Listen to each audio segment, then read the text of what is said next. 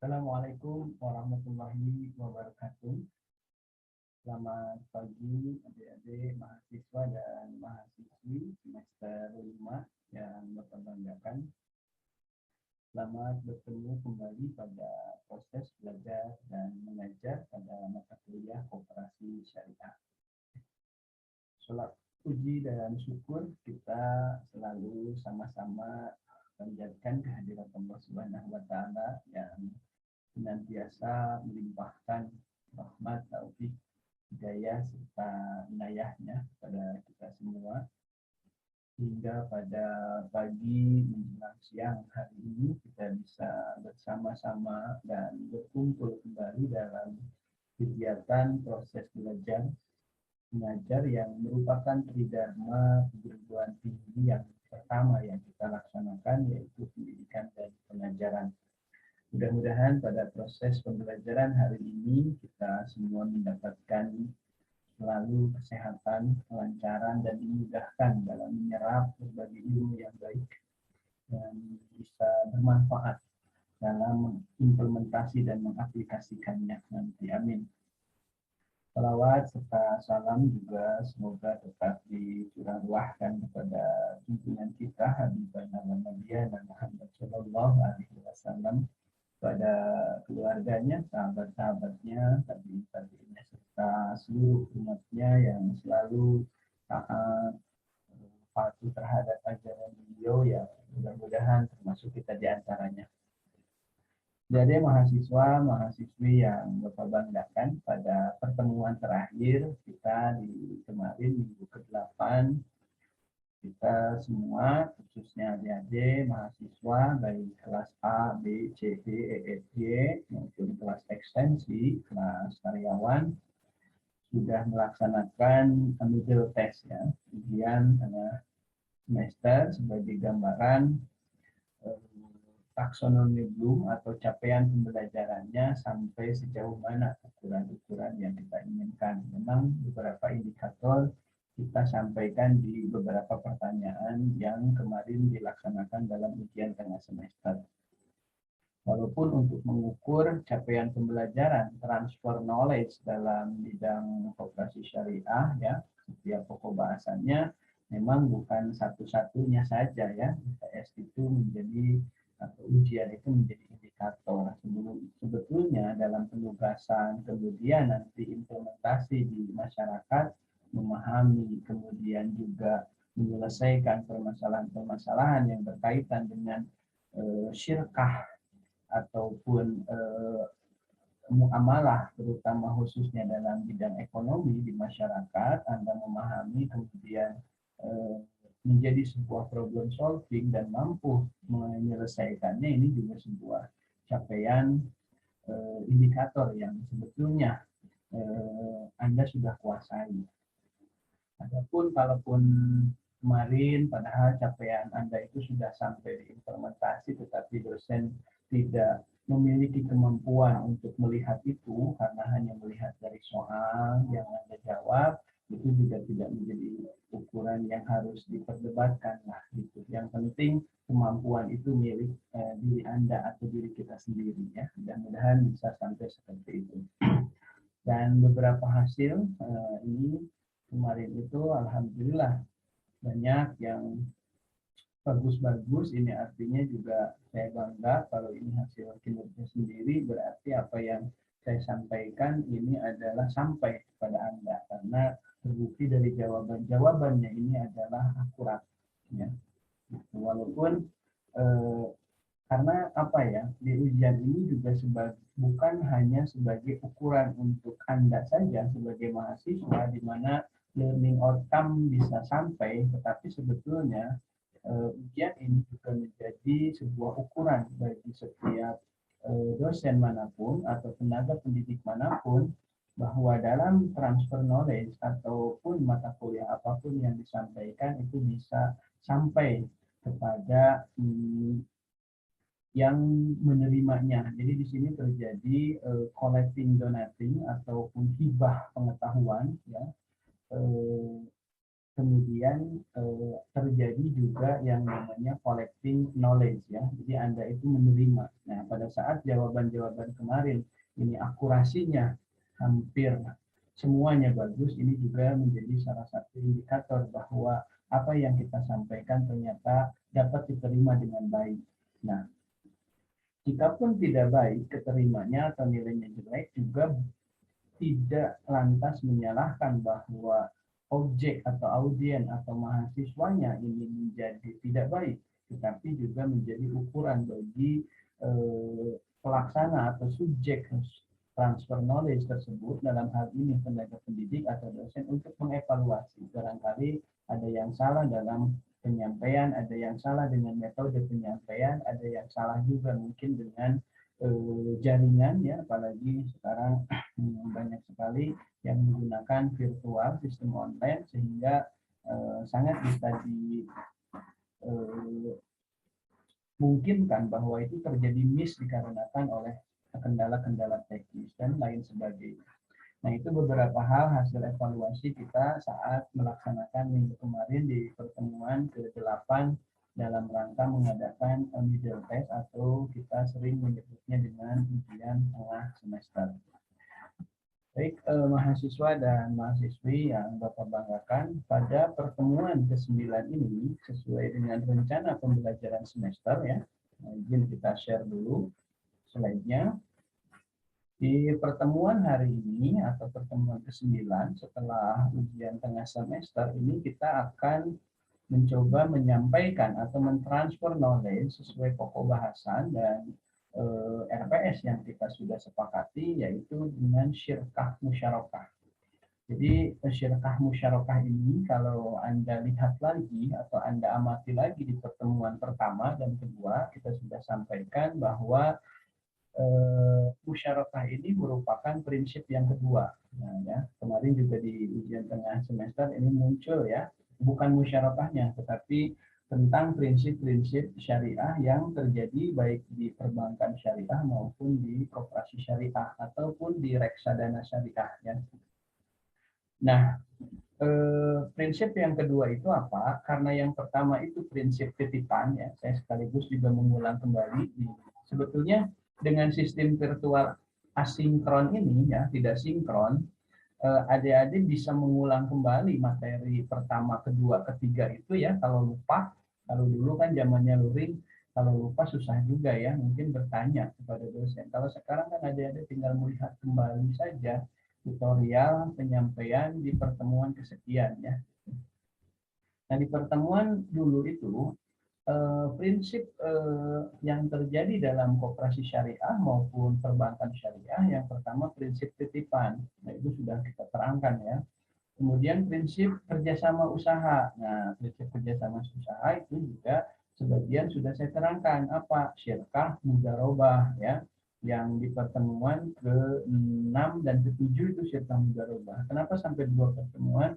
Karena memang kedalaman dan keluasan untuk syirkah mudharobah di dalam koperasi maupun perbankan itu luas dan dalam. Kenapa? Karena dalam implementasinya syirkah mudharobah terjadi dalam produk simpanan dan terjadi dalam produk pembiayaan. Jadi perbankan maupun koperasi itu merupakan lembaga intermediasi. Di satu sisi mereka menerima simpanan yang menghubungkannya kepada yang mau kredit, atau kalau dalam istilah perbankan itu adalah yaitu menerima yang disebut dengan funding dana, jadi menghimpun dana dari masyarakat yang kelebihan dana dalam bentuk simpanan dan tabungan, kemudian menyalurkannya kepada masyarakat yang kekurangan dana dalam bentuk kredit-kredit gitu. Nah, produk mudharobah dalam syariah itu terjadi di dua fungsi lembaga keuangan tadi, baik dalam penghimpunan dana maupun dalam penyaluran dana begitu. Sehingga syirkah mudharobah kemarin agak lumayan lama ya. Dan itu dalam. Jika ada ingin implementasinya bagaimana ya, kurang begitu jelas apa yang saya sampaikan, sebetulnya bukan kurang begitu jelas ya, ingin memahami lebih dalam lagi, jadi bisa berkunjung dan observasi kepada objeknya langsung. bisa ke koperasi syariah, bisa juga ke perbankan syariah.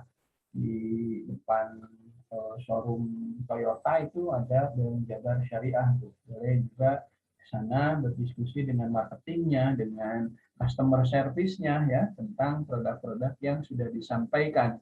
Walaupun konteks kita hari ini dalam koperasi, tetapi sistem produk-produknya itu persis sama ya. Cuma bedanya kalau koperasi melakukan produk-produk yang kita sudah bahas ini adalah pada anggota, tidak boleh kepada yang bukan anggota, tetapi kalau perbankan boleh kepada karena sistemnya bukan anggota atau calon anggota, tetapi masyarakat. Jadi mereka lebih cenderung pasarnya lebih luas. Kalau koperasi kan tidak boleh kepada yang bukan anggota. Jadi produk ini akan terjadi setelah masyarakat itu memenuhi unsur-unsur prinsip-prinsip koperasi. Salah satunya masuk sebagai anggota koperasi dulu melalui pembayaran simpanan pokok dan simpanan wajib. Baru mendapatkan fasilitas dari koperasi, dan di koperasi syariah harus juga produk-produknya harus sesuai dengan aturan syariah. Begitu ya. Baik, yang sekarang ini syirkah musyarakah ya, ini juga merupakan prinsip kerjasama usaha. Apa itu syirkah musyarakah? Jadi musyarakah ini adalah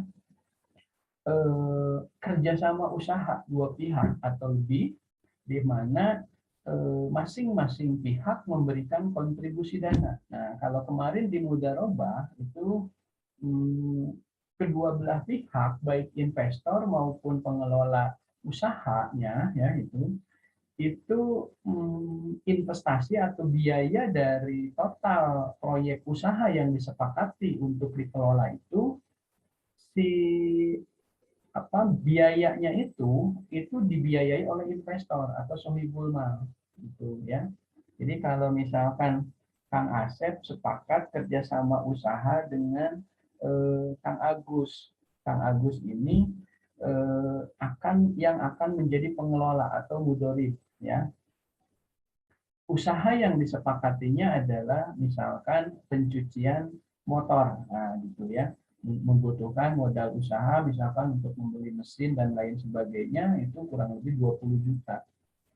Pada saat Kang Agus yang akan menjadi pengelola itu kan menawarkan seolah-olah bahkan bisa buat proposal untuk investor yang mau menginvestasikan dananya di usaha yang Agus rencanakan gitu ya.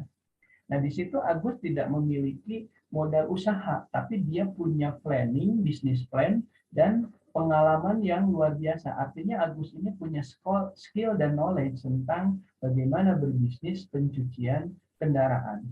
Dan Agus di proposalnya melihat studi kelayakan bisnisnya, baik dari sisi pemasarannya, dari sisi keuangannya, dari sisi operasionalnya, misalkan dia paham betul tentang bagaimana pencucian kendaraan yang bagus dan handal sehingga konsumen puas. Dari sisi pemasarannya, bahkan dari aspek segmenting, targeting, positioning dia bahas, di mana di situ belum banyak usaha pencucian motor, sementara masyarakatnya luar biasa padat dan banyak dan rata-rata memiliki kendaraan. Wah, si Asep yang calon investor kan tertarik dengan usaha tadi. Nah, kemudian Asep menanyakan berapa modal usaha yang dibutuhkan. Nah, di proposal itu tercantum 20 juta. Saat Asep tadi membiayai investasi pada usaha Agus, di situ sudah terjadi kerjasama usaha, ya. Dan itu tidak dikatakan sebagai kerjasama usaha musyarakah. Kenapa? Karena di situ percampuran kerjasama usahanya, Agus hanya memiliki skill dan knowledge saja, artinya hanya sebagai pengelola, dia memiliki tenaganya saja, dan seluruh biaya tadi dibiayai oleh Asep. Itu tadi mudharabah.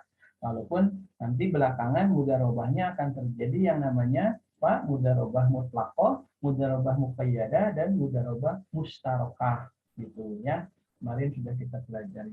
Nah, jika Agus ternyata, ini posisinya lain, tapi ilustrasinya sama. Ternyata saat Agus menginginkan tadi usaha bengkel atau usaha pencucian mobil tadi, ya, yang biayanya itu kurang lebih 20 juta di proposal, ternyata Agus sudah memiliki modal kurang lebih 5 juta. Masih kurang 15 juta. Nah, sama proposal itu datang ke Asep misalkan ya. Nah, saat Asep investasi kekurangan dari investasi Agus yang sudah ada, total 20 juta, Agus sudah punya 5 juta, Asep investasi kekurangannya 15 juta, di situ sudah terjadi percampuran investasi. Nah, saat sudah terjadi percampuran investasi, itu tidak dikatakan sebagai syirkah mudharabah yang kita bahas pada minggu ke-6 dan minggu ke-7 gitu. Nah, inilah yang disebut dengan syirkah musyarakah. Nah, jadi sekali lagi kerjasama musyarakah ini merupakan kerjasama dua pihak tadi antara Agus dengan Asep, atau juga bisa lebih. Misalkan ada Agus, ada Asep, ada misalkan Sinta, ada misalkan Kang Udin, misalkan itu banyak pihak juga. Kalau prinsipnya kerjasama usaha dan masing-masing pihak sudah punya kontribusi investasinya, sudah bercampur ya, berbeda dengan mudharabah. Mudharabah itu seluruh proyek usaha dibiayai oleh investor atau sohibul mal. Nah, yang satu pihak hanya mengelola saja, itu kategorinya mudharabah. Ya, tapi kalau dari awal sudah bercampur seperti tadi, ada 5 juta, ada yang 15 juta. Nah, ada percampuran modal sejak usaha itu dilakukan, awal dilakukan, di situ sudah tidak lagi dikatakan sebagai kerjasama usaha mudharabah, tapi inilah yang disebut dengan kerjasama musyarakah. Nah, sampai sini paham ya?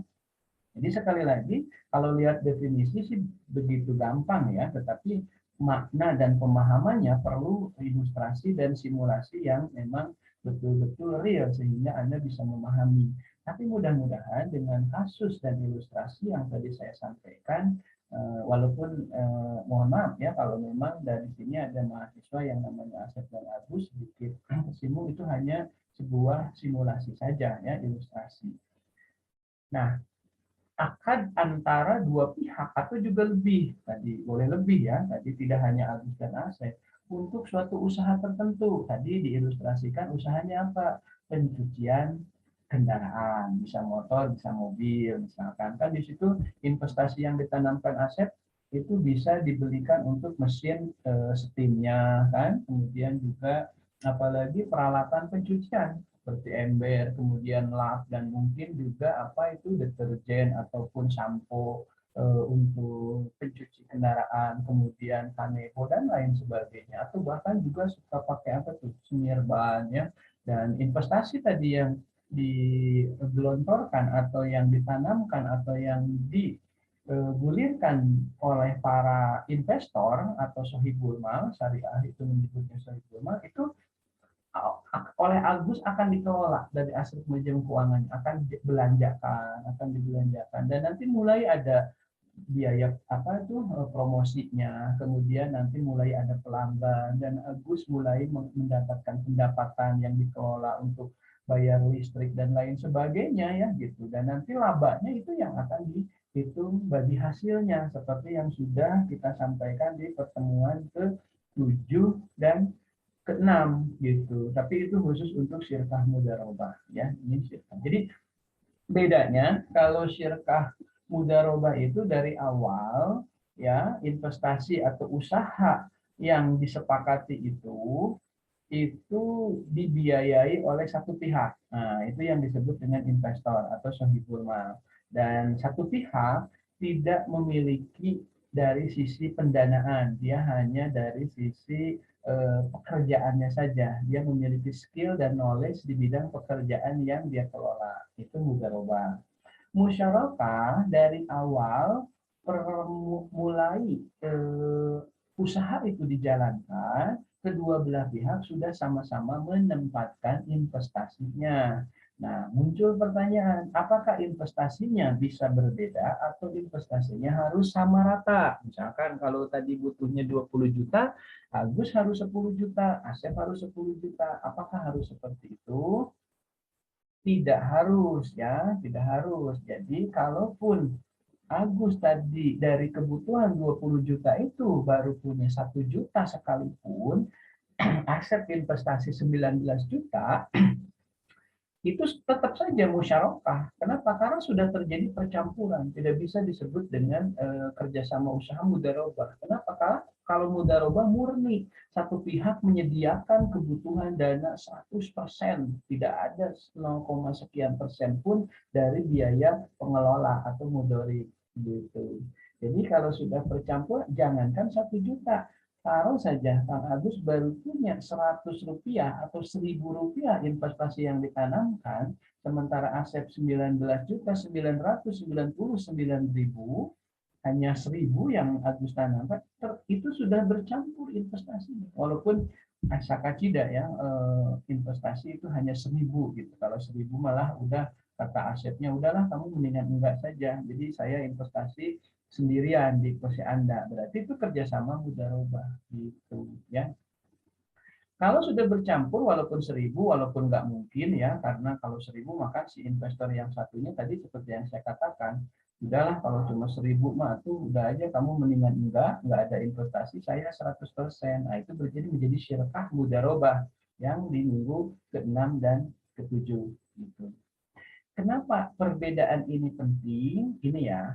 Jadi dalam learning outcome yang kita sampaikan di sini, selain Anda harus mampu membedakan, mampu menjelaskan, kemudian mampu membedakan kapan transaksi ini masuk ke akad ini, atau misalkan akad mudharabah atau akad musyarakah, jangan sampai salah dalam implementasinya. Karena kalau salah, ada kasus seperti ini, Anda malah memasukkan ke akad yang salah, itu yang bahaya gitu. Jadi walaupun hari ini Anda tidak dituntut untuk mengimplementasikan karena Anda belum menjadi seorang pegawai atau pekerja yang ada di situ.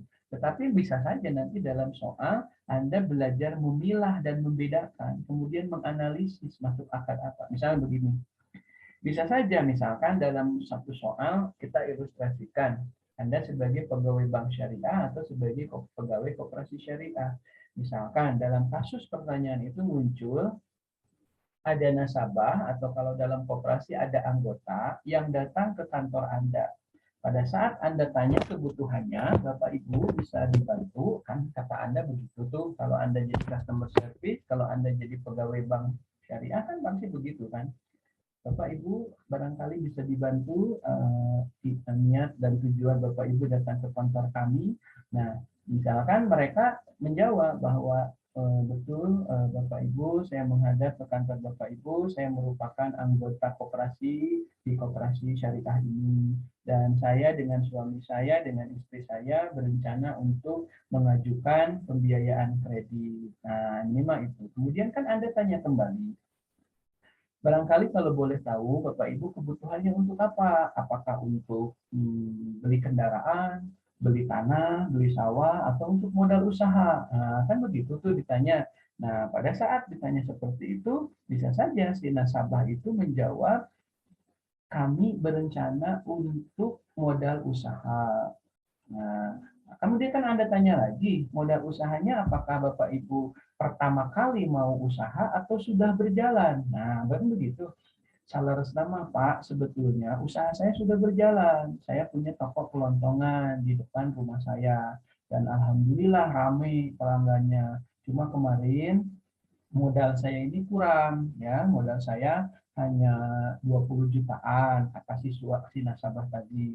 Nah, kendalanya pada saat ada nasabah yang membutuhkan barang-barang tertentu di toko kami kurang lengkap, mengingat modal yang kami miliki hanya sekian-sekian, dan kami berencana untuk mengajukan penambahan modal buat usaha kelontongan kami di rumah kami, mengingat pasar yang luar biasa ramai dan nasabah yang atau konsumen yang membutuhkan barang-barang tetapi kurang lengkap, dan kami bermaksud menambah atau mengajukan pembiayaan kepada koperasi Bapak Ibu di sini sebesar 50 juta misalnya ya.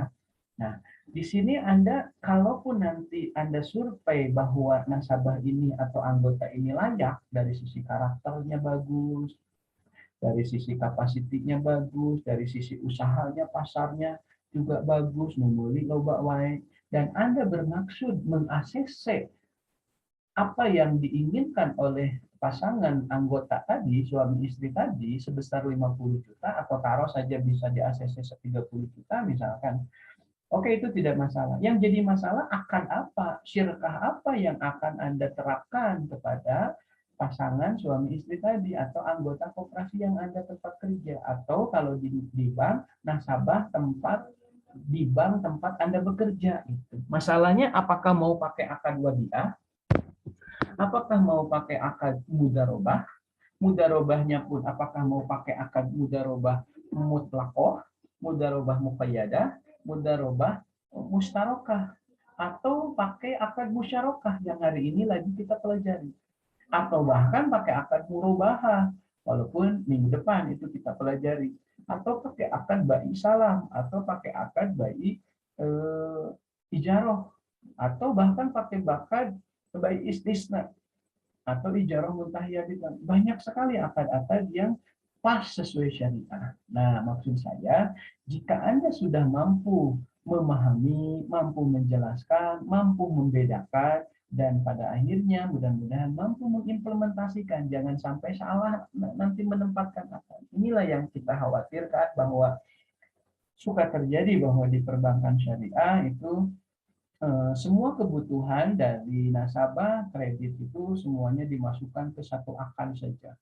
Dan di sini juga masyarakat perlu ada pembinaan sosialisasi keilmuan tentang syariah. Mengingat pada saat kebutuhan nasabah itu untuk beli tanah, pasti bank memakainya akan jual beli, bai murabahah. Tetapi di masyarakat tahunya lamun minjem ke syariah kudu bagi hasil. Mana gening bagi hasilnya? Begitu ditanya kebutuhannya untuk jual beli. Banknya pakai akad jual beli, misalkan ya pantas itu mah bukan bagi hasil, pakai profit. Itu hanya salah satu kasus-kasus. Jadi perlu juga ada juga pembinaan transfer knowledge juga, seperti halnya kita transfer knowledge ilmu ini kepada Anda. Dan Anda saat nanti sudah bekerja di situ, perlu juga ada publikasi, sosialisasi tentang apa kelebihan dari produk dan apa yang dimaksud dengan produk ini. Sehingga mereka tidak memahaminya, kan semua produk yang dipahami masyarakat itu kan semua harus bagi hasil. Padahal tidak juga, tergantung dari kebutuhan. Nah, kita kembali lagi sekarang kepada apa yang lagi kita tadi sampaikan, kasus nasabah atau anggota pasangan suami istri tadi yang bermaksud menambah permodalannya. Kira-kira menurut Anda dari akad yang sudah kita sampaikan, ada akad wadiah ya, wadiah yad amanah, ada wadiah yad adomana, kemudian ada mudarobah, mudarobah mutlaqoh, mudarobah muqayyadah, mudarobah mustarokah, kemudian sekarang ada musyarakah. Dari apa yang sudah saya sampaikan di minggu pertama sampai minggu ke-9 saat ini, kira-kira kasus yang tadi Anda akan gunakan akad apa? Oke, kalau Anda menggunakan akad mudarobah, ingat ya, mudarobah itu kerjasama usaha dua pihak atau lebih, di mana satu pihak menjadi investor yang membiayai 100% kebutuhan dari usaha tadi. Nah, Ibu yang tadi itu, apakah 100% dibiayai oleh perusahaan Anda atau lembaga keuangan syariah Anda? Tidak kan? Kenapa? Karena si ibu tadi ternyata sudah memiliki modal usaha 20 juta kan tadi. Karena dia sifatnya mau menambah, mengembangkan. Berarti kan ada permodalan yang nanti bercampur antara investasi dari perbankan syariah Anda maupun koperasi syariah Anda pada usahanya si anggota atau nasabah pasangan suami istri tadi yang bisnis apa tadi kelontongan ya. Kalau nanti lembaga keuangan Anda jadi investasi atau menyalurkan dananya di usaha si pasangan suami istri tadi, berarti nanti sudah ada percampuran dana gitu ya. Nah, jadi akad yang tepat adalah akad yang lagi kita bahas di situ. Dan Anda kalau jadi account officer atau jadi surveyor atau kalau BRI menyebutnya mantri, itu jangan sampai salah memasukkan akad. Jadi misalkan ada abdi mah apalah akad mudarobah, tik aja akad mudarobah, padahal di situ salah. Atau bahkan murabahah, jual beli apa? Orang si ibu tadi butuh modal usaha. Nah, disinilah kita memahami, mengenal, kemudian mampu membedakan antara akad yang satu dengan akad yang lain. Kemudian setelah mampu seperti itu, capaian pembelajaran pembelajaran yang harus Anda dan kita miliki setelah nanti lulus di UAS, harus mampu juga mengimplementasikan, menganalisis, mengimplementasikan. Sehingga di luar sana saat ada kebutuhan, permintaan tenaga kerja untuk yang paham dengan produk syariah, Anda bisa mengisi permintaan itu, ya. Ya, misalkan reksadana syariah, perbankan Bank Jabar Syariah membutuhkan account officer dengan job spesifikasi memahami dan menguasai tentang produk-produk syariah, mampu membedakan, kemudian mampu memilah, mengimplementasikan. Nah, kalau Anda memahami dan sudah learning outcome ini terkuasai oleh Anda, saya kira Anda bisa menjadi salah satu karyawan yang mengisi posisi yang mereka butuhkan. Begitu. Nah, kemudian kita juga kan tidak tahu bahwa di luar sana atau setelah nanti Anda lulus itu nasib kita ini ada di mana. Jadi kalaupun nanti ada peluang di ASN, kemudian di kementerian, kemudian juga di perbankan konvensional yang bukan syariah, ya silahkan saja Anda juga mengisi permintaan atau kebutuhan atau rekrutmen tersebut. Gitu. Kemudian apakah ilmu ini menjadi mubazir? Ya tidak, karena Anda bisa tetap menjadi bekal. Intinya seperti inilah. Saat dalam dunia persilatan, dalam ilmu apa itu kalau di Cina itu kungfu ya, dia belajar kepada gurunya di suatu gunung. Gurunya kan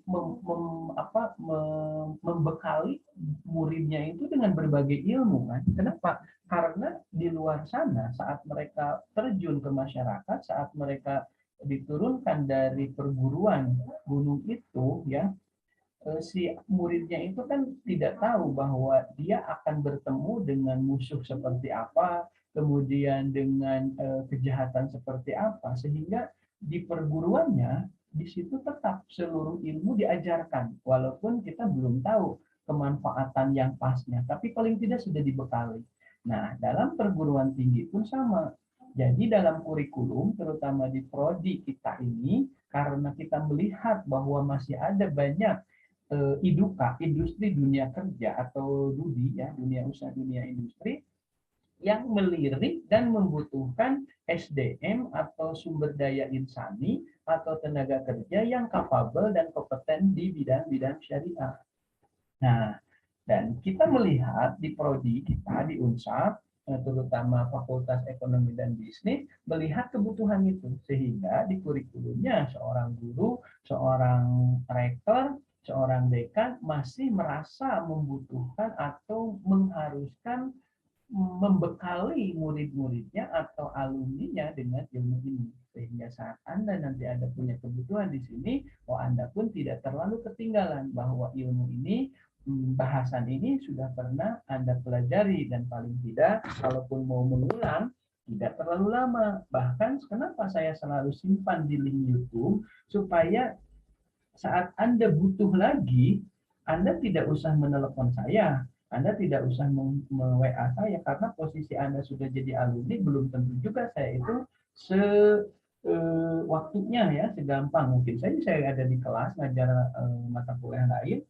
Nah, Anda cukup buka saja link YouTube yang kita sekarang pelajari. Wah, dulu masih ingat nih, saya juga linknya masih ada. Buka saja. Jadi kalau misalkan yang dibutuhkan ilmu ini, ya udah buka saja linknya. Tapi kalau yang Anda butuhkan tentang bukan ilmu yang saya share, misalkan ilmu dosen yang lain, ya Anda buka saja link YouTube atau link dosennya gitu. Sehingga Anda di situ bisa tutorial belajar kembali. Bahkan kalaupun tidak butuh ilmu ini, Anda bisa mengenang kembali ya, karena di per durasi video-videonya kan Anda bisa mengenang bahwa oh dulu misalnya Anda itu sudah 2 tahun, 3 tahun menjadi alumni, bahkan hari ini mungkin sudah ada di luar negeri, sudah ada di luar kota, di luar provinsi, dan sukses di sana, kemudian rindu akan pembelajaran-pembelajaran yang dulu Anda simak waktu di Fakultas Ekonomi Bisnis Universitas 11 April misalkan ya, Anda tinggal buka aja linknya, ya kan? Ya kadang-kadang kan pada saat kita membuka muncul kenangan-kenangan tersendiri dulu saat kita kadang-kadang ada terlalu apa ya, muncul hal-hal yang mungkin menurut kita tidak pantas, kurang pantas, atau bahkan muncul kita waktu itu sukses-suksesnya dan menjadi mahasiswa dengan memiliki nilai terbaik atau bahkan terendah. Nah, di situ akan memori itu terulang kembali sehingga tidak terasa hari ini Anda yang sudah di kepolisian, Anda yang sudah ada di kementerian, Anda yang sudah ada di pemerintah provinsi, kemudian Anda yang sudah bekerja di TNI, mungkin karena setelah lulus bisa saja kan, karena TNI pun tetap butuh seorang sumber daya manusia di bidang manajemen kan gitu. Jadi mungkin saja ada perekrutan dari sarjana yang dibutuhkan dari sarjana manajemen. Dan kita di penelusuran research tadi itu terdetek sehingga saya bisa cerita seperti yang barusan. Dan jika memang mereka itu merindukan suasana-suasana perkuliahan dan rindu temannya, apalagi di Zoom-nya itu lagi duduk bersama satu kelas ya, kita bisa lihat kembali. Dan ini menjadi sebuah kenangan tersendiri bagi kita di masa yang akan datang. Mungkin hari ini tidak berarti apa-apa, walaupun kadang dosen memaksakan supaya pemahaman dan kemampuan Anda mendeskripsikan itu suka dituntut. Dan di soal kemarin di UTS itu di nomor 5 itu sebenarnya itu adalah capaian pembelajaran yang ingin dosen ketahui dari diri Anda tentang bagaimana Anda penguasaan dalam menyimak sebuah tutorial, kemudian Anda mampu mendeskripsikan dalam sebuah tulisan. Nah, sebetulnya capaian pembelajaran yang diinginkan di nomor 5 itu begitu, bukan sekedar hanya menyimak. Nah, kenapa cuma 10 menit? Karena kalau 1 jam Anda harus merangkai kalimat itu, kasihan jawabannya pun akan panjang. Makanya di menit-menit saja.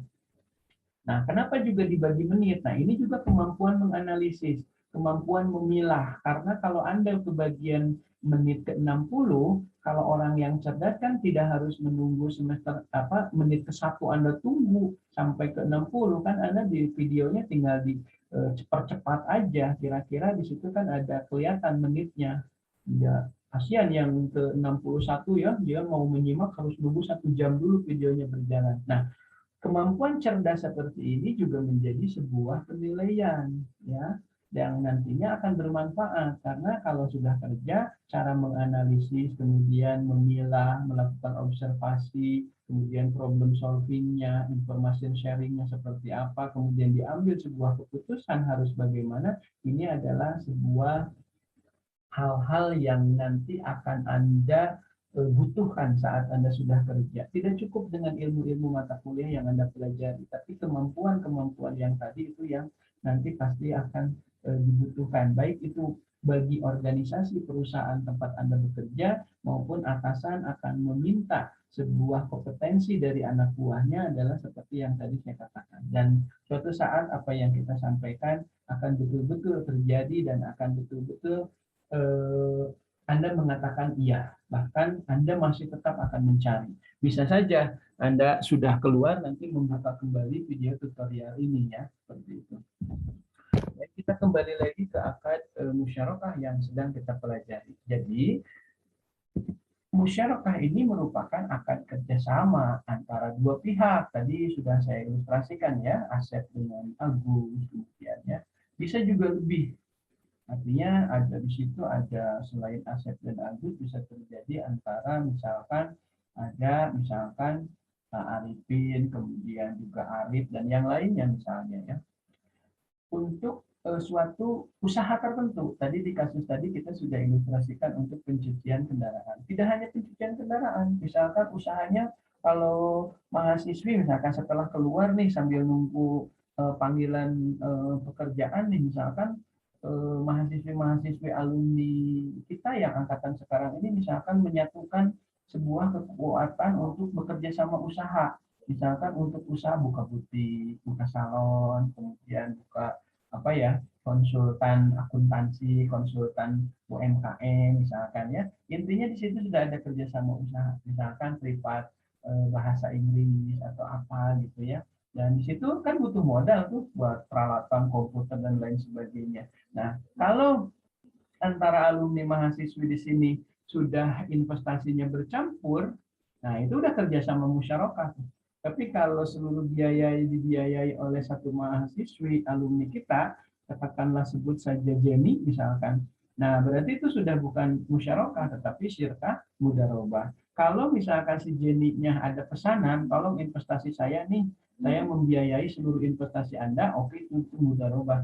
Tapi tolong ya, investasi saya jangan diinvestasikan di bidang ini, bidang ini, bidang ini. Kemudian jangan dibawa keluar kota Sumedang. Nah, sudah ada permintaan-permintaan seperti itu kategorinya mudharabah muqayyadah. Karena mudharabah mutlaqah mah dibebaskan, mah nggak we bade buka cabang di Majalengka, bade selain butik dan salon mau buka lagi usaha yang lainnya yang penting halal, mah enggak itu berarti mudharabah mutlaqah.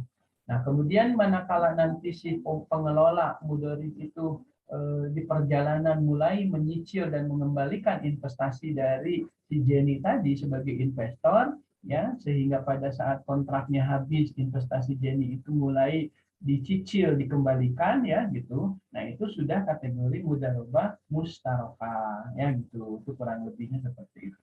Jadi Anda harus bisa membedakan supaya nanti saat rekrut ataupun hanya sekedar di UAS sudah bisa menjawab ya hal-hal yang seperti tadi. Nah, untuk musyarakah ini masing-masing memberikan kontribusi dana kerja dan kerja ya dengan ketentuan bahwa keuntungan nanti berdasarkan kesepakatan. Kalaupun ada kerugian juga berdasarkan porsi kontribusi ya.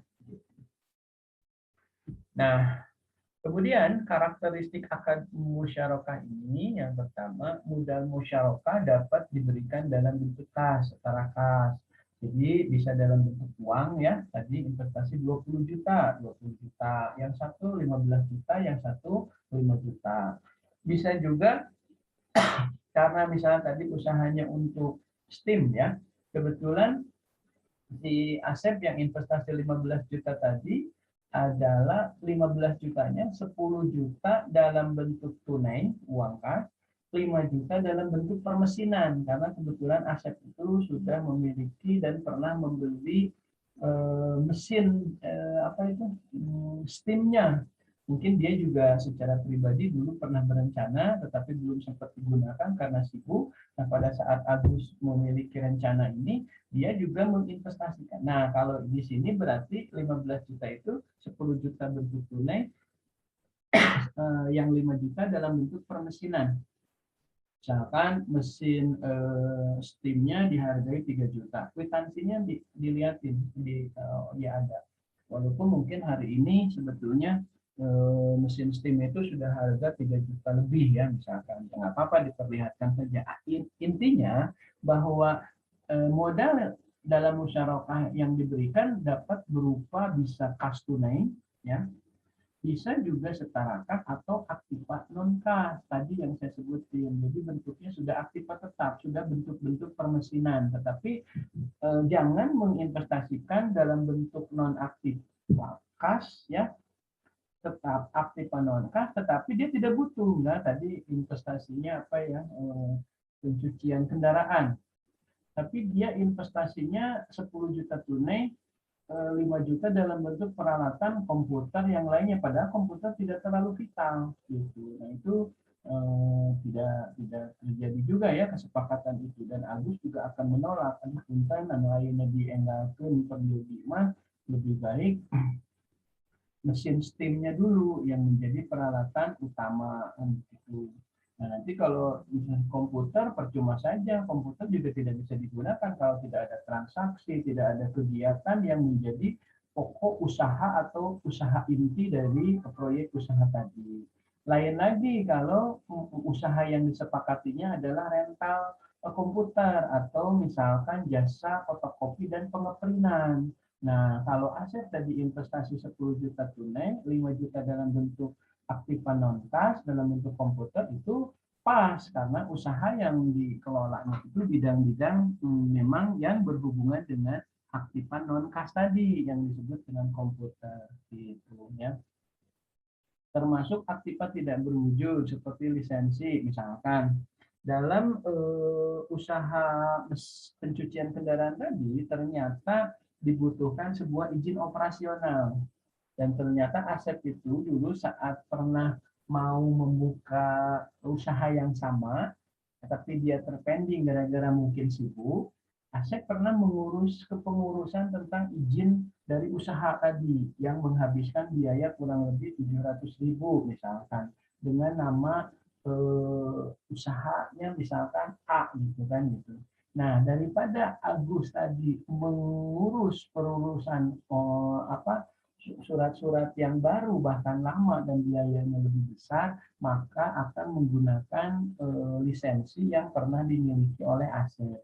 Dan saat lisensi itu digunakan oleh usaha Agus, usaha bersama dengan Asep, maka Asep dianggap sudah berinvestasi dalam bentuk aktiva tidak berwujud gitu ya, izin operasional. Jadi saat itu juga ditanamkan sebagai sebuah investasi dari Asep. Jadi 15 juta tadi, 10 juta tunai, 5 juta dalam bentuk aktiva tetap ya, bentuk mesin tadi mesin setir, dan dalam bentuk aktiva tidak berwujud, misalkan izin operasional yang dulu pernah Asep miliki sekarang digunakan oleh usaha Agus dan Asep secara bersama-sama.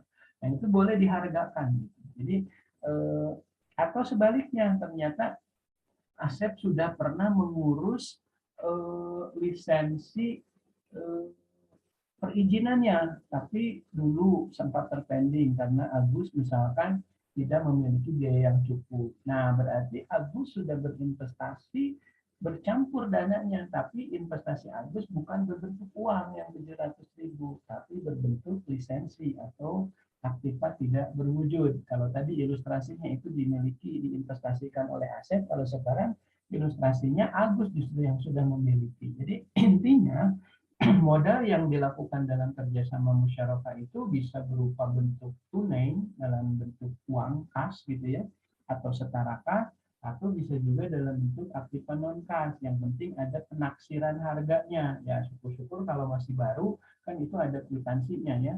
Yang repot adalah aktiva non kasnya itu pernah digunakan, sehingga harus ada penaksiran terhadap barang second, tetapi juga tidak memperendahkan, tapi juga tidak mempertinggikan, karena kalau mempertinggikan dari harga pasaran, kasihan juga yang tadi investasi merasa dia lebih besar padahal harganya cuma sekian, kasihan nanti pihak yang lainnya. Begitupun kalau terlalu rendah, karena kasihan juga pihak investor harusnya investasinya tinggi tetapi merasa jadi rendah karena bentuk aktiva tidak aktiva non kasnya itu dihargai rendah. Memang yang normal dan tidak ada masalah adalah bentuk modal musyarakahnya itu berbentuk tunai ya, itu sudah tidak ada masalah karena harga nominal uang kan itu sudah bisa kita taksir sesuai dengan nilai uang yang ditanamkan. Berbeda dengan aktiva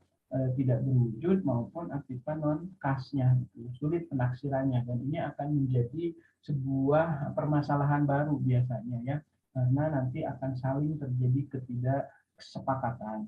Makanya untuk menilainya biasanya dibutuhkan pihak ketiga yang independen yang mampu menaksir, tidak berpihak kepada satu pihak manapun ya. Itu. Jadi pihak independen ini menilai berdasarkan objektivitas dan pasaran yang terjadi hari ini. Jadi kalau tadi mesin steam, oh pasaran hari ini merek anu, jenis anu, keluaran tahun anu dihargai sekian. Cuma nanti naik turunnya dengan kondisinya saja. Kalau memang sangat bagus, ya itu naiklah sedikit atau bagaimana lah.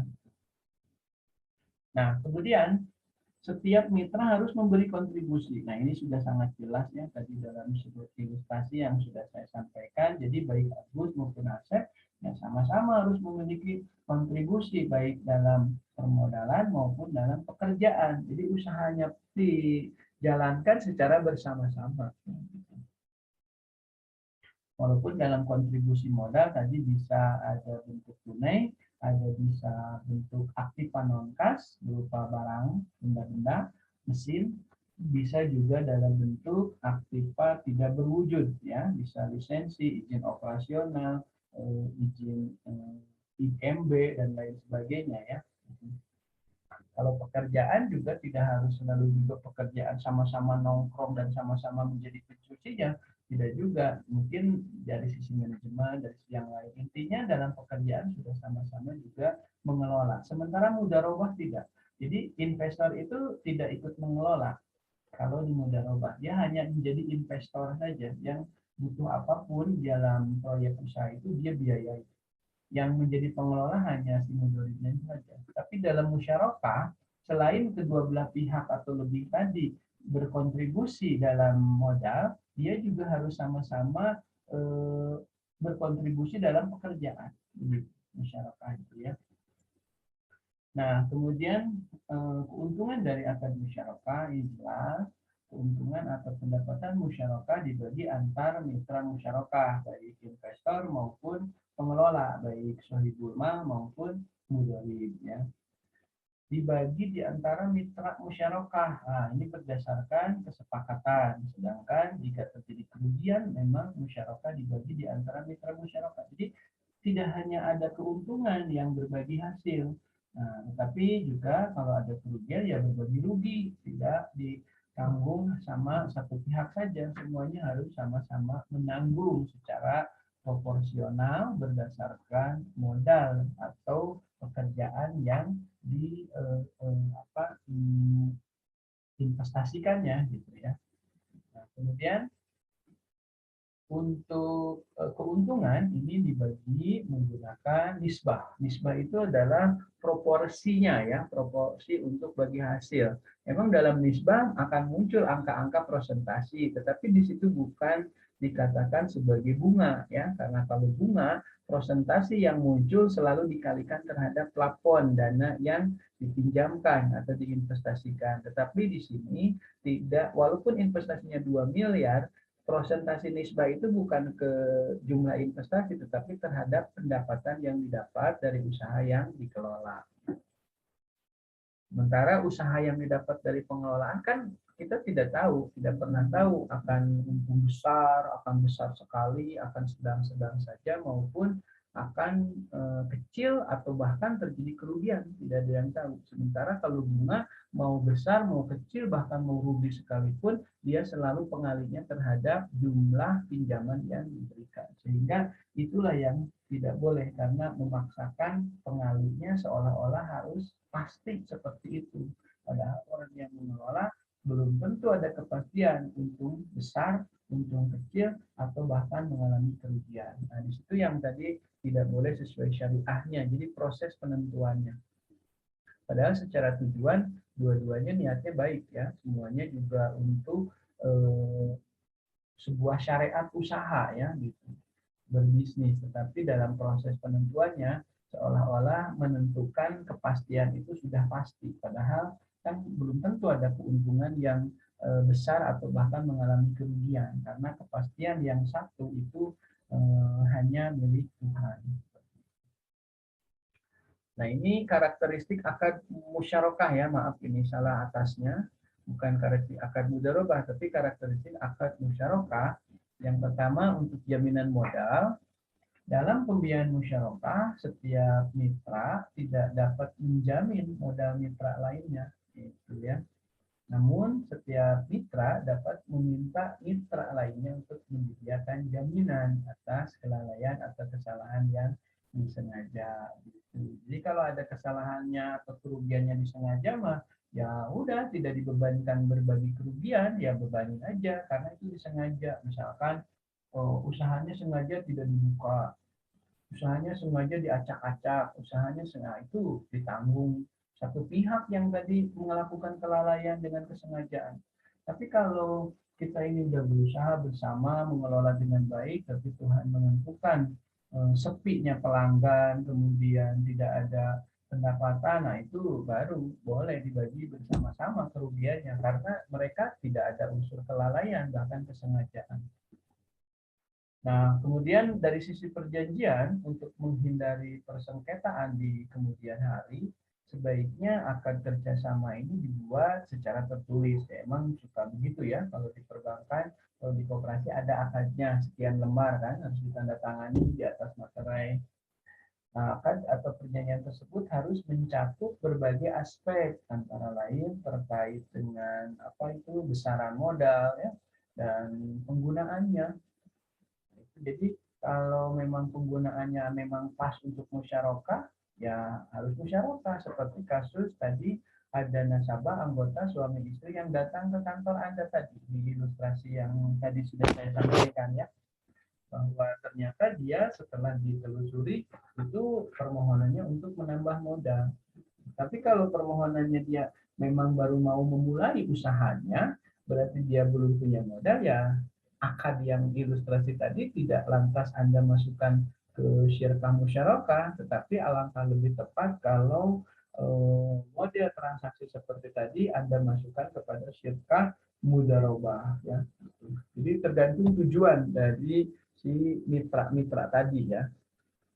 Kemudian pembagian kerja di antara mitra itu digunakan nisbah ya sebagai dasar pembagian laba. Coba Anda kalau ke bank syariah ambil brosur, di situ Anda baca di brosur, selain Anda akan menemukan tentang produk-produk baik mudharabah, musyarakah, wadiah, kemudian murabahah, kemudian ijarah, itu nanti Anda akan menemukan dalam mudharabah maupun musyarakah yang namanya nisbah, supaya Anda lebih paham. Di brosurnya ya, di depan customer service itu selalu ada brosur.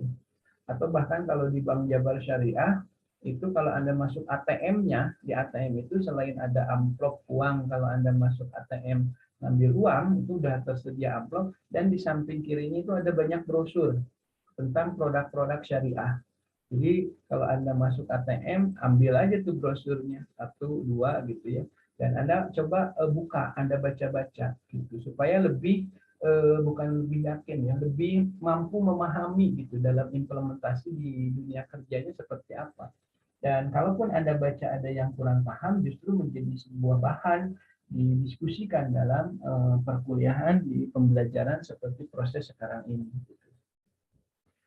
Nah, kemudian dari sisi kalau terjadi persengketaan musyarakah itu ya, ini diselesaikan secara musyawarah karena syariah itu mengedepankan musyawarah, tidak langsung tanpa saling lapor polisi, saling apa tidak ya, tapi musyawarah di antara mereka. Atau kalaupun terjadi terus tidak ada solusi, ini biasanya yang menyelesaikan bukan lantas langsung ke polisi karena ini bukan pidana, tetapi ini perdata, maka boleh melalui badan arbitre syariah, biasanya di pengadilan agama ya. Jadi pengadilan agama itu kasusnya perdata, tidak hanya tentang kasus sebuah keluarga suami istri yang mau bercerai saja, tetapi di hakim situ di pengadilan agama itu ada tentang persidangan muamalah, persengketaan, ada warisan, kemudian juga tentang persengketaan kerjasama seperti ini ya. Jadi arbitres pengadilannya. Kemudian hikmah dari musyarakah. Nah, setelah nanti tadi kan sudah begitu gamblang ya, sudah saya sampaikan. Nah, hikmahnya apa? Dalam musyarakah dapat ditemukan nilai-nilai ajaran. Artinya kita sudah mengimplementasikan ajaran ya kan, dulu di pertemuan pertama kenapa bahkan di ekonomi syariah sudah disampaikan kenapa kita harus melaksanakan syariah. Nah, dalam Al-Quran surat Al-Jatsiyah itu dikatakan summa ja'alnaka ala syariah. Nah, gitu. Jadi sudah dikatakan sebuah syariah, maka ikutilah syariah itu. Yang tidak mengikuti syariah itu mereka yang mengikuti hawa nafsu, artinya mengikuti petunjuk atau godaan setan. Jadi dengan kita mengimplementasikan akad syariah, kerjasama usaha, berarti kita juga sudah mengamalkan, melaksanakan ajaran agama kita, berarti ya jelas pasti dapat pahalanya. Kemudian yang kedua juga saling ta'awun, tolong menolong. Jadi ada teman kita tadi yang punya proyek usaha, kita tidak punya usaha, tetapi kita punya modal, nah kita bekerja sama. Ada satu pihak yang punya keahlian usaha, tapi satu pihak tidak, tapi punya uang, ya sudah yang tadi punya uang, mendingan percayakan. Gitu. Kemudian juga menjadikan ukhuwah persaudaraan, karena di situ nanti kita akan punya rekanan baru, mitra baru, dan di situ kita akan terjadi karena punya tujuan yang sama kan, dan di situ akan terjadi sebuah ukhuwah dan keadilan. Kenapa bicara keadilan? Karena implementasi tadi bagi hasil, implementasi tadi bagi rugi itu mencerminkan sebuah implementasi dari keadilan ya, tergantung jadi proporsional terhadap nisbahnya tadi ya. Nah ini skema musyarakah, tadi ada mitra, tadi ada Agus, ada Asep ya, menjadi mitra 2. Proyek usahanya apa tadi? Proyek usahanya ini tadi itu untuk pencucian kendaraan kan ya, gitu. Nah di sini terjadi akad musyarakah, kemudian usaha tadi apa tuh? Pencucian kendaraan tadi dijalankan, kemudian mendapatkan sebuah keuntungan, ini berbagi hasil buat Agus, buat Asep gitu ya. Tahu mitra 1-2-nya siapa, mau Asep mau, silahkan diisi saja. Nah kalau ini terjadi di perbankan, misalnya mitra 1 itu nasabah, nah, mitra 2-nya perbankan syariah. Nah mitra 1 punya proyek usaha, misalkan tadi apa tuh si ibu suami istri tadi kelontongan ya tadi. Nah tadi si ibu tadi sudah punya 20 juta, koperasi syariah atau perbankan syariah investasi kembali untuk menambah usaha mitra tadi sebesar 50 juta. Jadi modal gabungannya sudah jadi 70 juta. Nah, dikelola. Nah, lain lagi ya kalau tadi mitra 2-nya perbankan syariah, koperasi syariah, tapi mitra 1-nya tadi si suami istri tadi ternyata baru mau memulai usaha, belum punya modal. Berarti proyek usahanya sama-sama kelontongan. Nah, kemudian mitra 2 koperasi syariah ataupun bank syariah investasi 50 juta. Nah, proyek usaha itu dibiayai sendirian ya gitu oleh si mitra 2 koperasi syariah, bank syariah. Maka di sini mitra 1 belum memiliki kontribusi dana, sehingga di sini yang terjadi bukan akad musyarakah tapi akad mudharabah. Nah begitu ya membedakannya. Mudah-mudahan bisa dipahami ya. Nah, untuk skema ini keterangannya juga ada di bawah ya. Kemudian sifat musyarakah apa saja? Ada musyarakah permanen. Nah, untuk musyarakah permanen biasanya ini bagian modal setiap mitra ditentukan saat akad dan jumlahnya tetap sehingga kontrak itu ditentukan. Jadi kalau kontrak itu ditentukan untuk 2 tahun, maka kontribusi dana itu tidak berkurang dan bertambah selama 2 tahun. Jadi tidak ada yang mengambil selama kontrak itu terjadi. Kalau musyarakah menurun, itu terjadi perubahan. Jadi di awal memang si mitra 1 misalnya yang mengelola tadi Kang Agus mulai mengembalikan, menyicil kontribusi yang dimiliki oleh Asep. Misalnya tadi asalnya 15 juta, kemudian Agus berencana dari keuntungan yang dia miliki, dia mulai mengembalikan investasi Asep di perjalanan usaha kontrak selama 2 tahun itu. Nah, setiap bulan ya, selama 24 bulan itu dia mulai mengembalikan. Nah, kalau di situ berarti terjadi musyarakah menurun. Kalau di mudharabah itu mirip mudharabah mustarokah ya, mudharabah mustarokah. Nah, kemudian jenis-jenis musyarakah ada syirkah al-mil, merupakan kepemilikan bersama dan keberadaannya muncul apabila 2 orang atau lebih memperoleh kepemilikan bersama atau joint ownership atas suatu kekayaan tanpa telah membuat perjanjian kemitraan yang resmi. Nah, di sini apabila harta bersama biasanya ada warisan, jadi orang tuanya itu punya perusahaan ya. Nah, kemudian saat orang tuanya meninggal, nah kemudian dikelola sama anak-anaknya. Nah itu semua anak-anak karena ini warisan, ini yang menjadi syirkah al-mum. Jadi merupakan kepemilikan bersama gitu. Tidak boleh ini dimiliki oleh satu pihak saja. Nah ini berdasarkan syariah nih.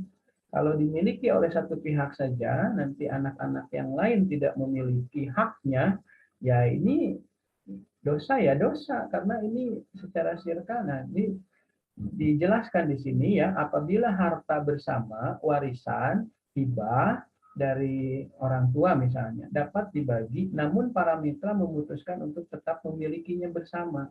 Maka di sini terjadi syirkah al-mil, atau tersebut bersifat ikhtiari atau voluntari ya. Jadi kalau di pengadilan agama, hakim pasti memahami ini. Kalau di kita masyarakat biasa kan tidak ya gitu ya. Jadi ini yang kadang-kadang sering terjadi nih. Atau mungkin di orang tuanya memiliki tanah, tapi tanah itu produktif untuk usaha. Nah, Kalau nanti orang tuanya sudah pada meninggal, dikelola anak-anaknya, di situ terjadi syirkah almil, jadi tidak bisa terkuasai oleh satu pihak, kecuali anaknya satu-satunya, itu ya, karena tidak ada lagi. Ini dijelaskan dalam sebuah riwayat oleh para sahabat Nabi, ya, gitu. Dan saya juga menyampaikan di sini bukan berarti paham, karena ini saya ambil dari sebuah ilmu buku juga, ya, gitu. Kemudian dalam syirkah almil yang merupakan kepemilikan bersama yang diakibatkan oleh warisan tadi, dijelaskan apabila barang tersebut tidak dapat dibagi-bagi dan mereka terpaksa harus memilikinya bersama, maka syirkah almil tersebut bersifat jabari. Jadi tidak involuntary atau terpaksa. Gitu. Ini hati-hati yang memiliki sebuah warisan, ya, terutama perusahaan, ya, kemudian harta tanah juga yang produktif biasanya, karena ini ada menjadi sifat kerja usaha. Nah, itu ini banyak yang kurang paham nih seperti ininya, bahkan ustadz-ustadz pun di ceramah itu kan dia hanya menjelaskan tentang tauhid, ya, cara beribadah, fikihnya itu cara bab suci, tapi untuk bab muamalah itu sangat jarang sekali, sehingga tidak banyak orang memahami tentang ini, sehingga yang terjadi adalah tadi, ya, seperti ini. Makanya kalau tidak bisa tentang warisan, lebih baik percayakan kepada yang ahlinya. Salah satunya adalah badan arbitres atau pengadilan agama. Nah, di situ para hakim memahami tentang hak-hak dari anak ataupun istri yang ditinggalkan, gitu, ya, begitu. Kemudian jenis musyarakah yang lain juga terjadi syirkah al-uqud atau kontrak. Nah, ini merupakan kemitraan yang tercipta dengan kesepakatan. Nah, kalau ini mah berbeda, bukan hasil warisan, tetapi ini memang kontraknya terjadi dari awal, gitu. Jadi kesepakatan dua orang, kayak tadi seperti Agus dengan Asep tadi, ya, untuk bekerja sama. Kalau ini mah muncul kerjasamanya akibat, ya, emang dua pihak bertemu untuk sepakat menjalin. Kalau yang tadi almil adalah, jadi dia itu bertemu karena terjadi kemanfaatan bersama tadi, karena otomatis warisan orang tua yang sudah meninggal, gitu kan, gitu, dikelola bersama dan seluruh anak itu punya hak yang sama, gitu. Jadi itu terjadilah syirkah almil. Dan usaha tadi itu harus terjadi syirkah almil, semua pihak itu punya kontribusi dengan otomatis akibat dari orang tuanya tadi. Tidak bisa ada penguasaan oleh salah satu anaknya saja, gitu. Jadi harus ada tetap royaltinya. Walaupun memang berbeda dengan al-uqud. Kalau al-uqud itu kan bertemu dari memang dua pihak itu. Jadi ada kontribusi yang memang diinvestasikan. Kalau anak-anak tadi kan tidak ada, pernah ada kontribusi, tapi akibat dari orang tuanya dan itu warisan orang tuanya, ya dia dengan sendirinya punya hak saham, gitu, punya hak saham di usaha yang dimiliki oleh orang tuanya. Nah, ini yang nggak banyak yang tahu, sehingga yang terjadi adalah, oh, usahanya ini dikasihkan ke anak yang satunya, anak yang dua, padahal tidak bisa, itu menjadi hak bersama yang punya kontribusi dana, walaupun tidak menuangkan, si anak yang keempat, kelima tidak menuangkan, saya tidak, tapi itu otomatis, itu yang disebut dengan syirkah al-mil yang tadi, ya.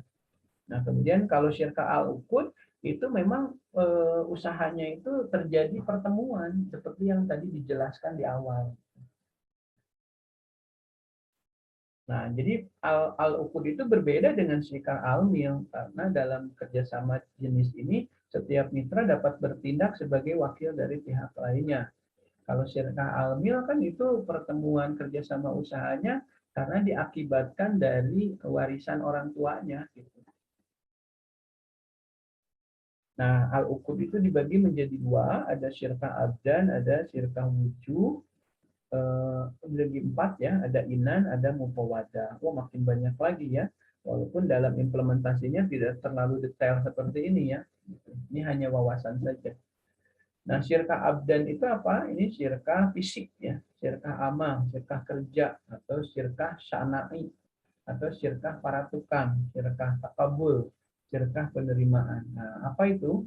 Merupakan bentuk syirkah antara dua pihak atau lebih dari kalangan pekerja profesional, di mana mereka sepakat untuk bekerja sama mengerjakan suatu pekerjaan dan berbagi penghasilan yang diterima. Misalkan ada sebuah proyek usaha kajian dampak Jati Gede, misalkan yang ngelola Unpad sama Unsap gitu ya, profesional gitu. Atau ada misalkan notaris punya proyek usaha untuk pengeluaran badan hukum untuk sebuah UMKM di kabupaten. Karena UMKM-nya banyak, maka dia bekerja sama untuk bersama-sama mengelola pengeluaran badan hukum tadi. Intinya mereka bekerja sama yang di kalangan pekerja profesional ya untuk bekerja sama mengerjakan suatu pekerjaan. Ini abdan. Contoh kerjasama antara para akuntan, dokter, ahli hukum, tukang jahit, tukang bangunan misalkan sepakat untuk membereskan sebuah gedung karena dia hanya di bidang konstruksinya, ternyata di kelistrikannya dia tidak kurang paham, maka dia menggandeng di bidang kelistrikan, perusahaan kelistrikan untuk menyelesaikan bersama-sama penyelesaian gedung tadi sampai beres. Gitu. Kemudian juga ada syirkah wujuh. Nah, ini kerjasama dua pihak, di mana masing-masing pihak sama sekali tidak menyertakan modal. Mereka hanya menjalankan usahanya berdasarkan percayaan pihak ketiga. Nah, setiap mitra menyumbangkan nama baik, reputasi, tanpa menyetorkan modal. Seperti bendera CP yang dipinjam, itu kerjasama usaha ya, memberikan royalti atau bagi hasil. Ya itu kan tidak menyetor, cuma memakai benderanya. Kalau di CP dapat tender itu kan harus badan usaha ya CP, tapi tidak boleh semua usaha proyek yang ada di Pemda itu dikuasai atau dikerjakan oleh satu CP. Misalkan ada proyek apa ya, seminar gitu ya. Jadi untuk pengadaan snack oleh satu CP, untuk pengadaan tenda dan lain sebagainya harus beda CP. Nah, sementara kita ini dari CP catering ingin juga mendapatkan sekaligus bangunannya, itu harus berbeda CP kan, makanya kita pinjam CP yang lain untuk hanya benderanya saja dan pengerjaan tetap oleh kita. Nah, seolah-olah nanti untuk tenda dan catering dan pemotretan itu beda-beda CP-CP-nya. Itu dikerjakan oleh kita. Jadi kita pinjam CP, kerjasama usaha dalam bentuk kepercayaan saja ya, nama baik atau nama perusahaan. Nanti ada bagi hasilnya. Kemudian syirkah inan, sebuah persekutuan di mana posisi dan komposisi pihak-pihak yang terlibat di dalamnya adalah tidak sama. Baik, maka ini juga sudah cukup paham ya, tadi sudah kita jelaskan di awal. Kemudian ada syirkah mufawadah. Nah, ini adalah kerjasama usaha atau persekutuan di mana posisi dan komposisi pihak-pihak yang terlibat di dalamnya juga harus sama. Jadi kalau mufawadah itu kontribusinya harus sama. Jadi kalau 20 juta, 10 juta pihak ini, 10 juta kontribusi ini. Jadi dua-duanya sudah punya kontribusi, walaupun tadi berbeda tidak sama. 1 juta, yang ini 19 juta, itu total modal gabungnya 20 juta, itu sudah musyarakah. Ya, sudah musyarakah. Tetapi untuk yang namanya musyarakah mufawadah itu disebut biasanya ya, makanya yang kontribusinya sama-sama besarnya di situ musyarakah, disebut dengan musyarakah mufawadah. Kemudian kalau tidak besar, apakah tidak musyarakah, sama-sama kontribusinya, tadi Asep 1 juta, Agus 19 juta, sama musyarakah, tapi tidak disebut musyarakah mufawadah, mungkin disebut dengan musyarakah tadi ya sebelumnya, yaitu musyarakah inan ya, musyarakah inan.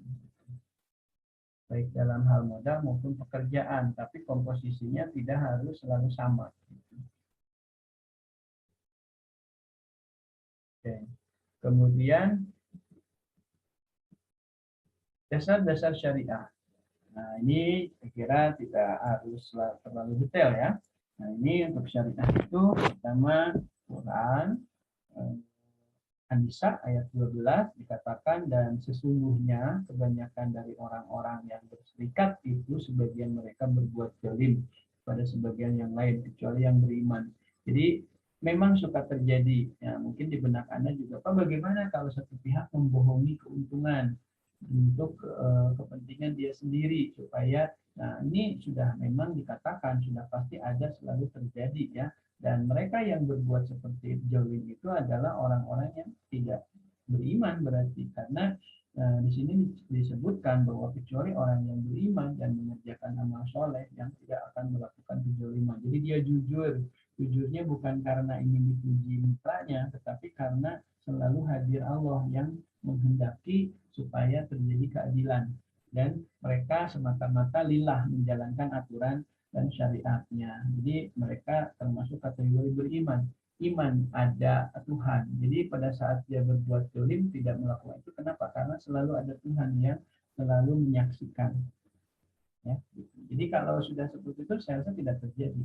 Hal ini jarang kan ya, semuanya rata-rata berbuat zalim, mempang-mempeng lah gitu.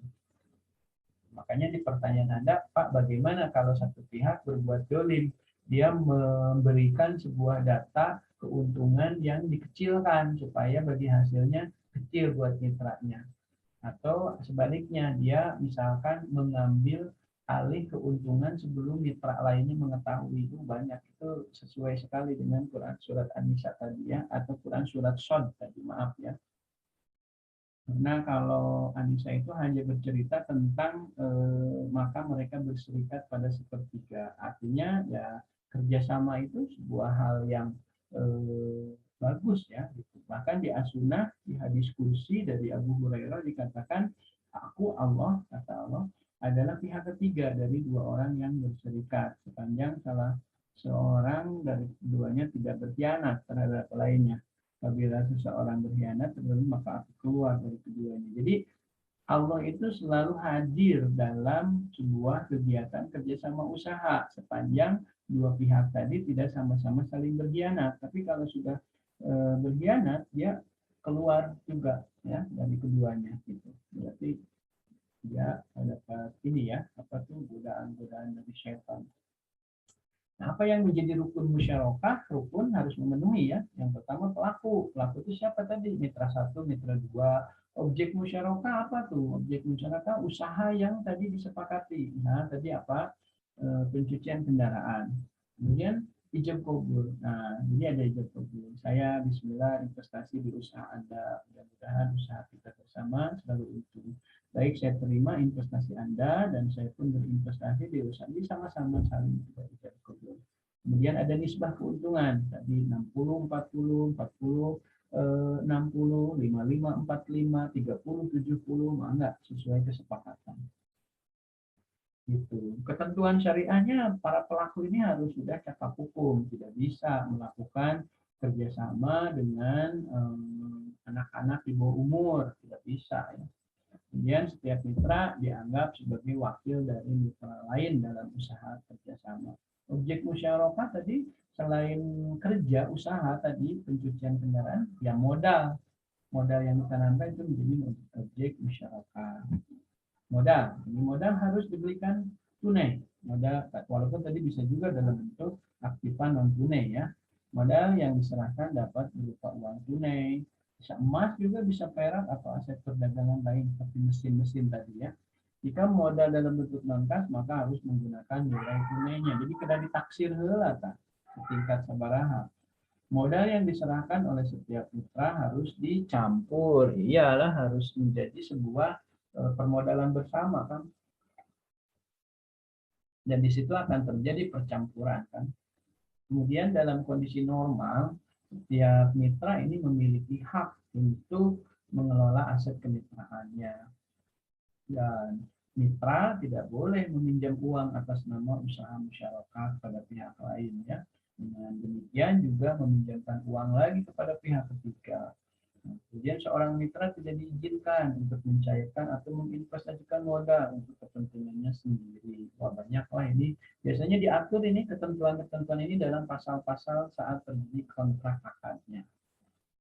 Pada prinsipnya dalam musyawarah tidak boleh ada penjaminan modal. Modal yang ditanamkan tidak boleh digunakan untuk membiayai proyek atau investasi yang dilarang oleh syariah. Misalkan investasi ganja, ya, kemudian investasi bisnis yang bikin madorot orang banyak kesulitan dan susah, ya, seperti itu. Kemudian dari sisi kerja, ini partisipasi para mitra dalam pekerjaan merupakan dasar pelaksanaan musyawarah. Tidak dibenarkan bila salah seorang di antara mitra menyatakan tidak ikut serta menangani pekerjaan dalam kemitraan. Dan yang lain, jika seorang mitra pekerjaan lain ini untuk melaksanakan tugas yang menjadi bagiannya, biaya yang timbul harus ditanggung sendiri, gitu ya. Dan seorang mitra yang melaksanakan pekerjaan di luar wilayah tugas yang ia sepakati, nah, berhak memperkerjakan orang lain untuk menangani pekerjaan tersebut. Kemudian dari sisi persetujuan, ini ijab kabulnya, ya, dapat dilakukan secara lisan. Jadi boleh tadi diucapkan, tadi seperti yang saya ilustrasikan, Bismillah saya investasi, boleh juga hanya tertulis. Jadi kontrak akad yang dibuat itu, ditandatangani itu juga sudah sebuah substansial, ya, memenuhi substansial dalam kategori ijab kabul, ya, melalui korespondensi atau menggunakan cara-cara komunikasi yang modern, misalkan Pak di telepon, nah di WA, gitu kan. Namun bentuk perjanjian musyarakah secara tertulis lebih baik dengan disaksikan oleh saksi-saksi yang memenuhi syarat. Jadi di akad itu ada saksi-saksi juga yang menandatangani. Nisbah, ini nisbah diperlukan untuk pembagian keuntungan dan harus disepakati, tidak boleh nisbah itu dibuat sendiri satu mitra, sementara mitra yang lain tidak memahami dan tidak tahu. Nah, itu. Kemudian perubahan nisbah harus berdasarkan kesepakatan. Biasanya perubahan nisbah itu karena ada perubahan kontribusi dana atau lain sebagainya, ya, tapi harus diberitahukan. Keuntungan harus dapat dikuantifikasi dan ditentukan dasar perhitungan keuntungan. Kemudian keuntungan yang dibagikan ini tidak boleh menggunakan nilai proyeksi, akan tetapi harus menggunakan realisasinya keuntungan tadi. Biasa diumpamakan lamun, nah itu tidak bisa, ya. Mitra ini tidak dapat menentukan bagian keuntungannya sendiri dengan menyatakan nilai nominal tertentu. Kemudian pada prinsipnya keuntungan milik para mitra, namun diperbolehkan mengalokasikan keuntungan untuk pihak ketiga bila disepakati, termasuk ada biaya atau dana untuk pengembangan usaha, boleh kalau kedua belah pihak menyepakati. Walaupun pada dasarnya sih sebenarnya keuntungan milik mereka para mitra, jadi dibagikan BAKBOG, ya enggak, kan? Kemudian jika terjadi kerugian, ini akan dibagi secara proporsional kerugian tadi dengan porsi sama dengan porsi modal dari masing-masing mitra. Ini kapan berakhirnya akad musyarakah? Yang pertama, jika salah seorang mitra menghentikan akad, ya udah beres kontraknya. Kalau memang lulusan, gitu kan, ya udah bisa mundur atau terjadi hal-hal yang mungkin satu mitra memang ingin menghentikan akad, entah apa sebabnya. Kemudian salah seorang mitra meninggal dunia, ya ini juga berakhir juga, kecuali kalau ahli warisnya mau meneruskan, ya. Kemudian modal musyarakahnya hilang, sudah bangkrut, misalnya terjadi bencana apa, hilang, kemudian juga tidak bisa dilanjutkan, berakhir juga, karena di situ akan terjadi juga berbagi kerugian, kan, ya sudah tinggal nama saja. Kemudian bagaimana penentuan nisbah? Pembagian keuntungan proporsional sesuai modal. Pembagian keuntungan tidak proporsional dengan modal. Nah, menurut pendapat ini, dalam penentuan nisbah yang dipertimbangkan bukan hanya modal yang disetorkan, ya, tetapi juga merupakan tanggung jawab, pengalaman, kompetensi, atau waktu kerja yang lebih panjang. Dan saya kira itu, ya untuk musyarakah yang bisa disampaikan, dan mudah-mudahan bisa dipahami, kemudian Anda mampu menjelaskan jika ditanya, bahkan bisa membedakan antara mudharabah kemudian dengan musyarakah, jenis-jenisnya bisa menyebutkan dan bisa menggambarkan, kemudian bisa menganalisis dan mengimplementasikan akad yang tepat dengan kondisi dan keadaan saat terjadi sebuah kesepakatan kerjasama usaha itu ya. Dan mudah-mudahan kita diberikan sebuah kelancaran dalam menyerap ilmu, terutama ilmu yang barusan saja kita transfer, dan selalu diberikan kesehatan serta keselamatan oleh Allah Subhanahu wa taala. Baik, adik-adik mahasiswa dan mahasiswi, pada pertemuan ke-9 ini saya rasa cukup sampai di sini, dan mohon maaf apabila ada banyak kesalahan, kekurangan dan kehilapan. Kalaupun ada benar, itu sudah jelas dan pasti datang dari Allah. Kalaupun ada kesalahan, bahkan banyak kesalahan tersebut, itu sudah jelas dan pasti karena kebodohan dan kehilapan dosen sebagai manusia biasa. Terima kasih. Kita tutup dengan ucapan hamdalah. Alhamdulillahirabbil alamin. Billahi taufiq wal hidayah. Wassalamualaikum warahmatullahi wabarakatuh.